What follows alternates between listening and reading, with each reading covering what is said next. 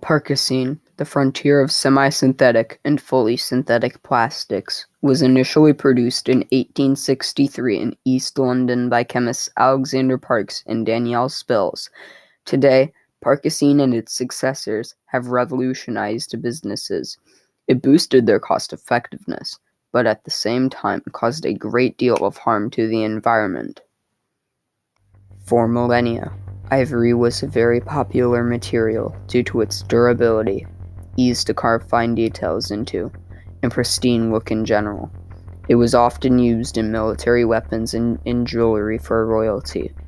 Consequently, ivory was often imported and exported by many countries around the world, which was not a large-scale problem until the Industrial Revolution in the 1850s, when the population spiked. Ivory was used for any product requiring a durable, hard, yet easily detailed material, which was often the case when making a product quickly in large groups. Examples included, but were not limited to, knife handles, piano keys, lice combs, billiard balls, jewelry, and other manufactured goods. Eventually, the demand for ivory exploded and resulted in hunters killing more elephants and other ivory-holding species, such as rhinos, than they could repopulate. Tragically, ivory-holding animals, like elephants and rhinos, became endangered, meaning that the population of these species declined to the point where there was a great concern over them becoming extinct. This also placed a strain on the population of carnivorous creatures such as lions, crocodiles, and hyenas, as less prey were available. This in turn led to a surplus of herbivores and less plant life due to the predators starving and dying.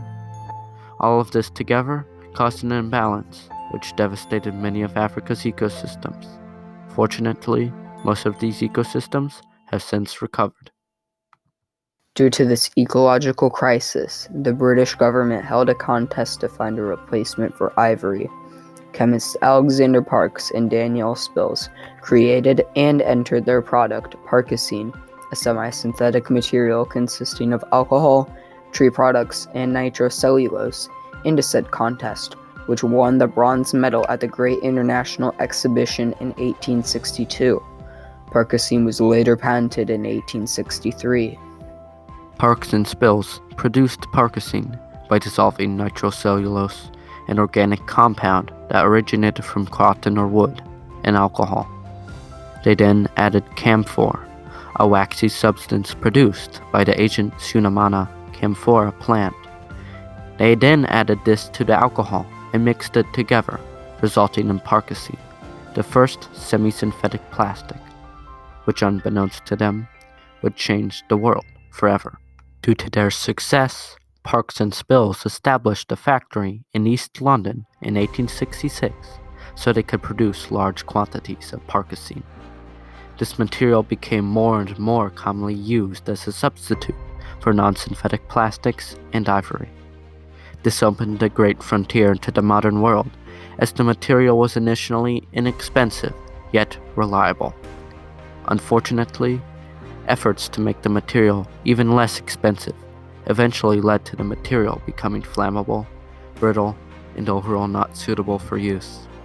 For example, billiard balls made of Parkesine were likely to combust when hit with enough force, which was a huge problem, and because of this and other quality issues, customers did not purchase or use products made from Parkesine, which in turn resulted in stores no longer stocking the material, which eventually caused Parkes and Spills' factory to go bankrupt 2 years later.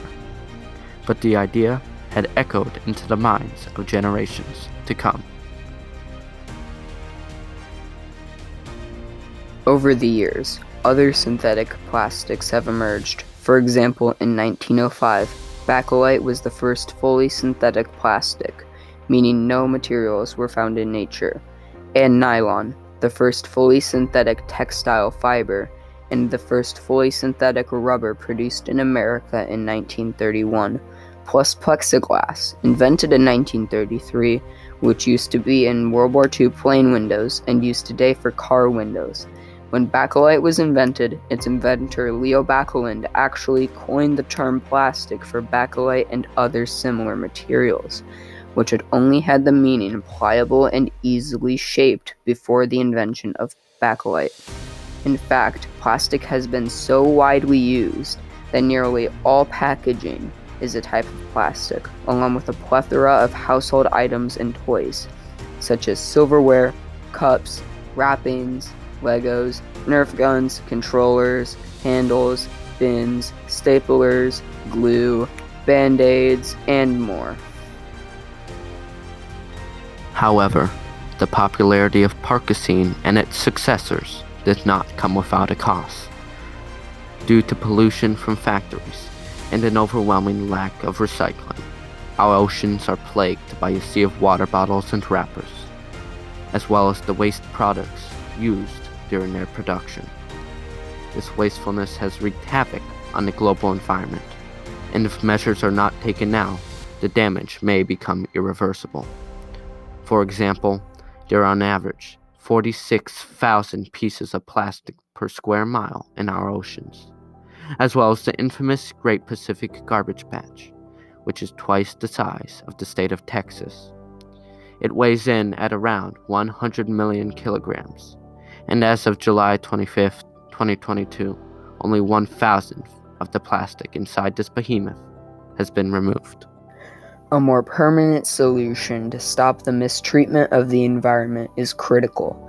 Unlike Parkesine and its successors, instead of ignoring or covering up the problem with a haphazard solution, the world needs ordinary people to help find a viable solution, or to at least buy time for the inventors and innovators by recycling. One of the reasons is that the African elephant population has drastically decreased from as many as 26 million in the 1800s to approximately 415,000 today due to poaching. This shows that Park's original goal to find a replacement for ivory didn't fix the problem, but made it even worse. Initially, Parkesine ushered the frontier of the plastics age and addressed the problem of overusing limited natural resources. But 150 years later, the mismanagement of these products has resulted in the contaminations of our oceans, as well as the deaths of millions of animals. Currently, there are individuals working to stop this enormous problem and determine a safer, smarter way of waste disposal and reuse. For example, one of the solutions being tested is nicknamed Jenny from Ocean Cleanup.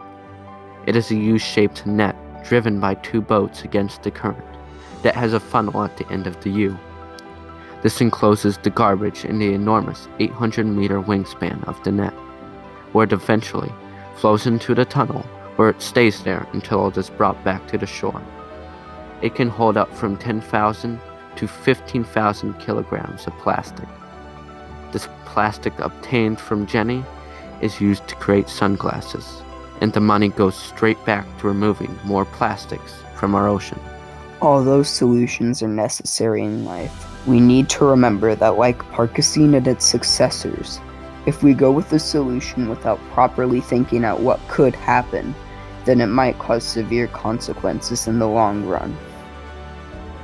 Chemists Alexander Parks and Danielle Spills unraveled one of the most impactful discoveries the world has ever seen. Their invention revolutionized the manufacturing and packing industries, yet started to send Earth to an early grave. If this path of recklessness and harm continues, then eventually the world will become uninhabitable. Although, if the people were to choose to stop and fix this broken world, then the planet could rebound, but action needs to be taken swiftly, because a bandage might stop the bleeding from a bullet wound, but it will not stop the infection soon to spread.